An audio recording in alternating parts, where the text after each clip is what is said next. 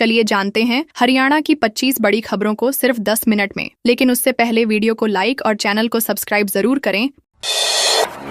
लखनऊ में 18 क्विंटल मिलावटी पनीर पकड़ा। हरियाणा नंबर के ट्रक से बाराबंकी ले जा रहे थे। लखनऊ में एफएसडीए टीम ने Agra Lucknow expressway toll plaza के पास एक ट्रक से 18 क्विंटल मिलावटी पनीर बरामद किया। संदिग्ध लगने पर रोकी गई गाड़ी की जांच में पनीर की क्वालिटी फेल पाई गई। इसके बाद पूरा माल जेसीबी से गड्ढा खुदवाकर नष्ट करवाया गया। ट्रक हरियाणा नंबर का था और हसनपुर से पनीर लेकर बाराबंकी के दरियाबाद जा रहा था। चालक दिलशाद दस्तावेजों में गड़बड़ी के कारण हिरासत में लिया गया। पुलिस ने ट्रक को सीज करते हुए थाने भेजकर मामले की जांच शुरू कर दी है। अनिल विज ने महिला पुलिसकर्मी को किया सस्पेंड। किन्नर को फोन पर कहा, इतने छित्तर मारूंगी याद रखेगी। हरियाणा के कैबिनेट मंत्री अनिल विज ने एक महिला पुलिसकर्मी को किन्नर से फोन पर बदतमीजी करने के आरोप में सस्पेंड कर दिया। शिकायतकर्ता किन्नर ने मंत्री को बातचीत की ऑडियो रिकॉर्डिंग भी सुनाई, जिसमें पुलिसकर्मी अपमानजनक भाषा का इस्तेमाल करती सुनाई दी। विज के आदेश के बाद महिला थाना में तैनात पुलिसकर्मी को तत्काल प्रभाव से निलंबित किया गया। अंबाला एसपी अजीत सिंह शेखावत ने बताया कि रिकॉर्डिंग डीएसपी को जांच के लिए भेजी गई है। पुलिसकर्मी की पहचान की जा रही है और दोषी पाए जाने पर आगे कार्रवाई होगी। हरियाणा में 2 हादसों में 4 की मौत। करनाल में अनियंत्रित कार ट्रक में भिड़ी। हरियाणा में शनिवार रात करनाल और गुरुग्राम में 2 अलग अलग सड़क हादसों में कुल 4 लोगों की मौत हो गई। करनाल की इंद्री लाडवा रोड पर एक कार बेकाबू होकर डिवाइडर से टकराई और फिर सामने से आ रहे ट्रक में जा भिड़ी, जिसमें 2 लोगों की मौत हुई और एक घायल हो गया। वहीं गुरुग्राम के राष्ट्रीय राजमार्ग 48 पर मानेसर सेक्टर 8 कट के पास तेज रफ्तार पिकअप वैन ने बाइक को टक्कर मारी, जिससे बाइक सवार दोनों युवकों की मौके पर ही मौत हो गई। पुलिस दोनों मामलों में जांच कर रही है। अल फलाह यूनिवर्सिटी की वीसी स्टूडेंट्स में तीखी नोकझोंक। स्टूडेंट बोले यूनिवर्सिटी का नाम बदलें। लाल किले कार ब्लास्ट मामले के बाद फरीदाबाद स्थित अल फलाह यूनिवर्सिटी विवादों में है। कई शिक्षकों पर आतंकी मॉड्यूल से जुड़े होने के आरोपों ने छात्रों में गहरा आक्रोश पैदा किया है। रविवार को एमबीबीएस छात्रों के साथ वीसी भूपिंदर कौर आनंद की मीटिंग के दौरान तीखी बहस हुई। छात्रों ने यूनिवर्सिटी का नाम बदलने, फीस लौटाने और जांच पूरी होने तक सुरक्षा बढ़ाने की मांग की। 40 मिनट की बहस का ऑडियो सोशल मीडिया पर वायरल है। एनआईए सहित कई एजेंसियां पहले से यूनिवर्सिटी से जुड़े कर्मचारियों की गतिविधियों की जांच कर रही हैं।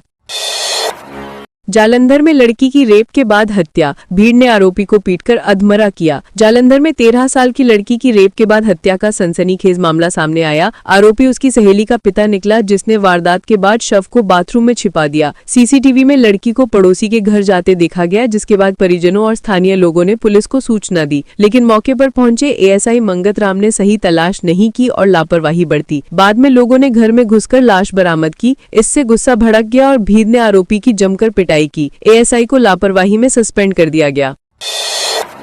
गुरुग्राम के आईएएस की बारात ऊना पहुंची। हिमाचल डिप्टी सीएम की बेटी से शादी। ऊना में हिमाचल के डिप्टी सीएम मुकेश अग्निहोत्री की बेटी डॉक्टर आस्था अग्निहोत्री की शादी गुरुग्राम के आईएएस अधिकारी सचिन शर्मा से धूमधाम से हुई। शादी बहडाला स्थित गुलमोहर ग्रांड होटल में आयोजित की गई, जहां दोपहर से ही बड़े राजनीतिक और प्रशासनिक चेहरे पहुंचने लगे। मुख्यमंत्री सुखविंदर सिंह सुक्खू, कांग्रेस नेता राजीव शुक्ला, रजनी पाटिल और कई मंत्रियों व अधिकारियों ने समारोह में शिरकत की। शाम को पंजाब कांग्रेस अध्यक्ष राजा वडिंग व अन्य नेता भी पहुंचे। विवाह परंपरागत रीति रिवाजों और आस्था के साथ संपन्न हुआ।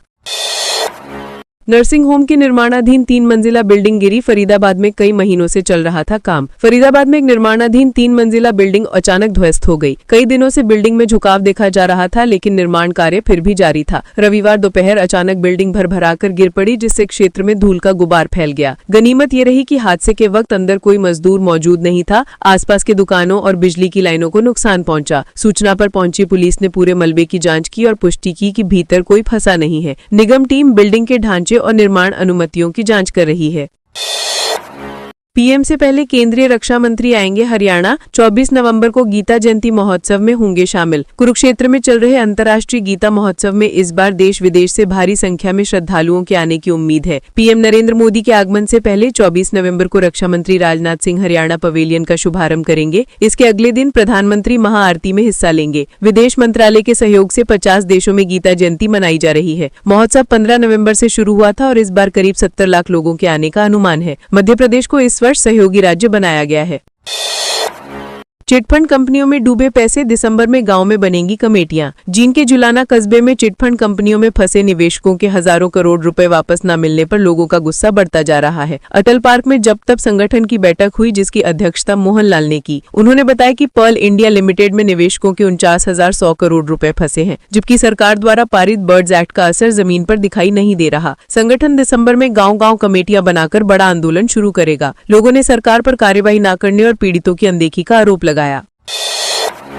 लोहारू पुलिस ने चलाया विशेष चेकिंग अभियान, वाहनों की तलाशी, संदिग्ध व्यक्तियों से पूछताछ। लोहारू पुलिस ने क्षेत्र में बढ़ती आवाजाही और सुरक्षा चुनौतियों को देखते हुए रविवार को विशेष चेकिंग अभियान चलाया। इंस्पेक्टर जर्नैल सिंह के नेतृत्व में पुलिस टीम ने bus stand, auto stand, parking क्षेत्रों और मुख्य मार्गों पर वाहनों और संदिग्ध व्यक्तियों की गहन जाँच की। पुलिस ने बाहरी राज्यों से आए यात्रियों की पहचान पत्रों की भी पड़ताल की और संदिग्ध गतिविधियों पर नजर रखी। अधिकारियों का कहना है कि अभियान नियमित सुरक्षा बनाए रखने और किसी भी संभावित अप्रिय घटना को रोकने के उद्देश्य से चलाया गया है।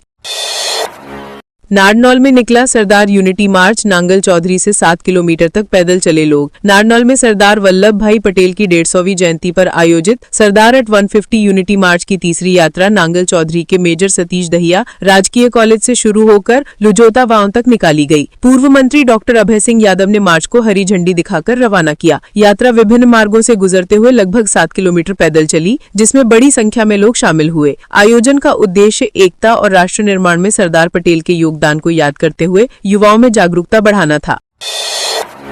कैथल के युवक से 70 लाख रुपए हड़पे, अमेरिका भेजने का झांसा दिया। कैथल में एक युवक को अमेरिका भेजने और नागरिकता दिलाने का लालच देकर 2 लोगों ने 70 लाख रुपए हड़प लिए। शिकायतकर्ता अनिल ने बताया कि वह विदेश जाना चाहता था, जिसके लिए स्थानीय सतनाम और उसके साथियों ने उससे भारी रकम ली, लेकिन वादा पूरा नहीं किया। रुपए वापसी मांगने पर आरोपियों ने उसे धमकाया भी। पीड़ित ने सिविल लाइन थाना में शिकायत दी, जिसके बाद पुलिस ने आरोपियों के खिलाफ केस दर्ज कर जांच शुरू कर दी है। पुलिस अब आरोपियों की गतिविधियों और पैसे के उपयोग की पड़ताल कर रही है।